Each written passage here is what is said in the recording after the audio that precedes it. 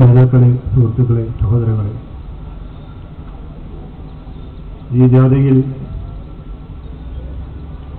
വളരെ പരിമിതമായൊരു സമയമാണ് ഇപ്പോൾ അനുവദിക്കപ്പെട്ട് 10 മണിക്ക് തന്നെ ഈ സ്റ്റേജ് ഒഴിഞ്ഞു കൊടുക്കേണ്ടതുകൊണ്ട് ഞാൻ കൂടുതലങ്ങ് സംസാരിക്കാൻ ആഗ്രഹിക്കുന്നില്ല. കഴിഞ്ഞ 3 ദിവസമായി മലപ്പുറം ജില്ലയിലെ നിയോജക മണ്ഡലങ്ങളിൽ കടന്നു വന്ന ഈ ജാഥ എന്തുകൊണ്ടും നമ്മുടെ പാർട്ടിക്ക് പുതിയൊരിടം തരുന്നു എന്നുള്ളത് വ്യക്തമാക്കപ്പെട്ടു കഴിഞ്ഞു. നാം ഈ ജാഥ തുടങ്ങിയത് കാസർഗോഡ് 2-ാം തീയതിയാണ്.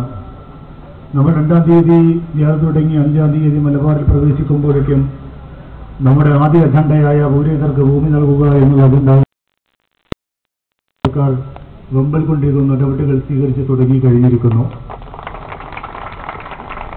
ഇന്ന് അതിരാവിലെ എൻ്റെ ഒരു സുഹൃത്ത് എറണാകുളത്ത് ഹൈക്കോടതിയിൽ ഉദ്യോഗസ്ഥനായ സുഹൃത്ത് എന്നെ ഫോണിൽ വിളിച്ചു. അദ്ദേഹത്തിന് മകനെ കൊണ്ട് എന്നെ സംസാരിപ്പിക്കുകയുണ്ടായി. 4-ാം ക്ലാസ്സിൽ മാത്രം പഠിക്കുന്നൊരു പയ്യൻ ഇന്നലെ എറണാകുളം നഗരത്തിൽ ആ മകനെയും കൊണ്ട് അദ്ദേഹം രാത്രി 9 മണിക്ക് അദ്ദേഹത്തിൻ്റെ വാഹനത്തിൽ സഞ്ചരിക്കുമ്പോൾ SDPI എന്ന് പറയുന്ന കുറച്ച് മതിലെഴുത്തുകൾ കണ്ടു.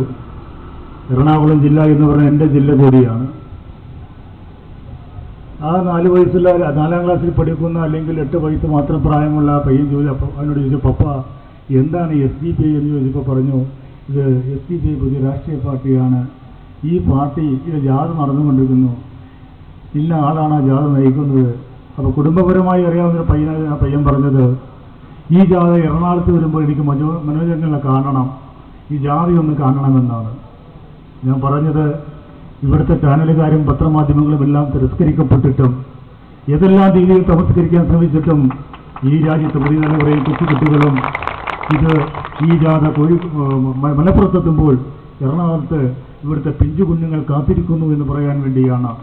ഇന്ന് പോകുന്ന വഴികളിലെല്ലാം ഏറ്റവും കൂടുതൽ പാർട്ടിയുടെ മറ്റ് സംസ്ഥാന ഭാരവാഹികളുള്ളപ്പോഴൊക്കെയും എത്രയോ പിഞ്ചു കുട്ടികളാണ് നമ്മുടെ ജാഥയ്ക്ക് കൈയിരുന്നു സലാം ചൊല്ലിക്കൊണ്ടിരിക്കുന്നത്.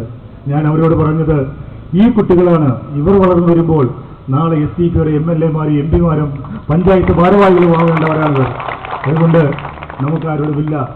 ചാനലുകാരും പത്രക്കാരും ഇപ്പോൾ പ്രശസ്തമായ 2 താരങ്ങളുടെ പിന്നാലെയാണ്.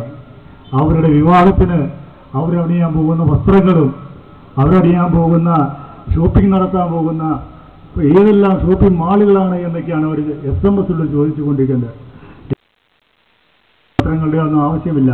ഇത് യഥാർത്ഥ ജനകേരള യാത്രയായി ജനങ്ങൾ ഇത് ഏറ്റെടുത്ത് കഴിഞ്ഞിരിക്കുന്നു എന്ന് മാത്രം പറഞ്ഞുകൊണ്ട് മലപ്പുറം ജില്ലയിൽ കഴിഞ്ഞ 3 ദിവസം നൽകിയ ഊഷ്മളമായ സ്വീകരണത്തിന് നന്ദി പറഞ്ഞുകൊണ്ട് കടപ്പെട്ടുകൊണ്ട് ഞാൻ നിർത്തുന്നു. ജയ് ജനകേരള യാത്ര, ജയ് SDPI.